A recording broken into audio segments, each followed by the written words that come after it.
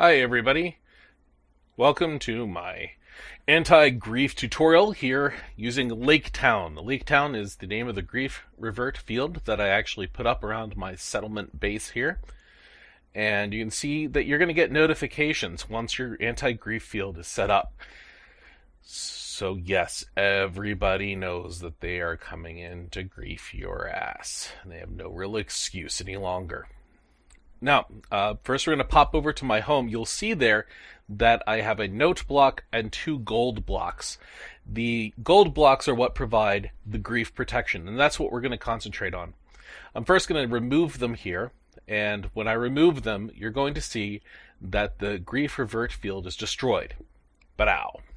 Then I'm going to shift right-click to place the gold block down. What that's going to do is to then start the grief revert field. I'll switch to the pickaxe. You shift click it, and that puts you into what's called drawing mode. This will become a little more obvious later.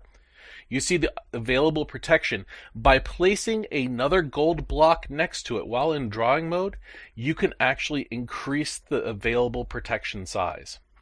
Remember, that's a shift place, not just a place. So I'm going to come over here.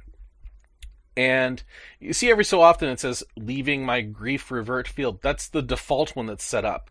That's not what we're making now. By simply clicking in the area, you see that this outline shows up. That outline's only available on your computer. No one else on the server can see it.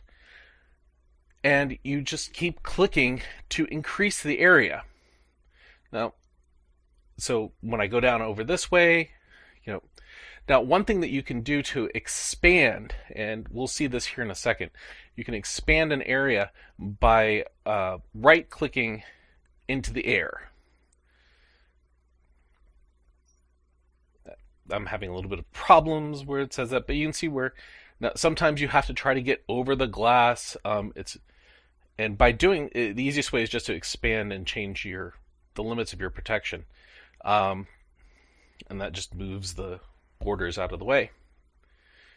Just click and it expands it out to that far in every direction, and you just keep making it bigger and bigger. So I'm going to leave the villagers behind, and by clicking over in this corner, it's going to expand it so that is then the far corner. And now that I'm inside, I can right click up into the air, and it's going to raise that protection up in the air, so I don't have to try to jump on top of everything. You can also see where it starts dropping the available protection by a lot. And you can do that off to the other sides as well. Now, it says cuboid. That's because this is always a rectangular shape. And so when you increase one side, the other boundaries stay the same. So you increase the size on the north, the west and east and south all stay at the same positions. Excuse me. And once you start getting big, you can see that each step can start taking a lot of blocks. So it seems like you have a lot to begin with, but it goes pretty quickly. Now, the nice thing about this, and one place that it's very configurable, is if you are sharing a base area with multiple people, you can each have a grief revert area that's right up against someone else's.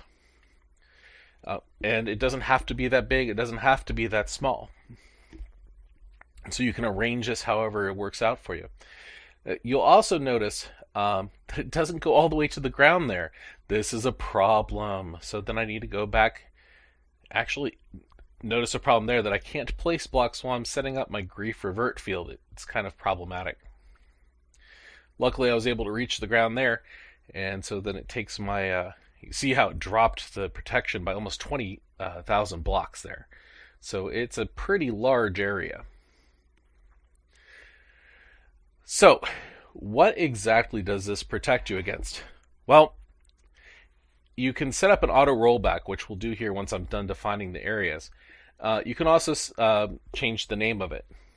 It's going to keep your stuff so that you can have griefed blocks come back automatically or when you tell it to. It will also protect the inventory in your chests. So whatever you have in a chest, they may be able to trigger the animation opening, but they aren't actually able to access the chest. So, coming back on around, to finish it up, you have to close the field at the end. As you see, it's still telling me that I'm leaving the grief revert field when I'm inside this obvious cuboid, right? That's because it's the actual field is not the one I've defined yet. The one that is currently active is the old field. That makes sense? So we haven't finished setting up this new one yet.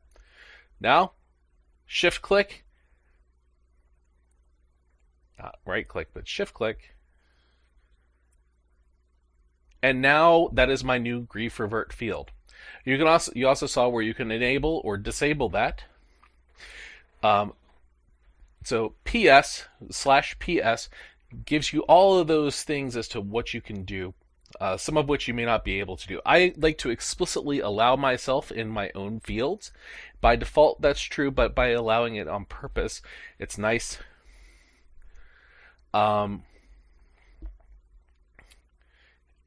So I just set the anti-grief revert interval to 30 seconds. Right now on the server, that's the closest time interval you can do. And I like to set the name to Lake Town. Because Hobbit, yay!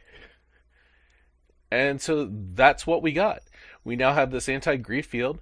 You may have to log out and log back in for all the little glass things to go away. That's just a rendering glitch. Again, they don't actually exist on the server.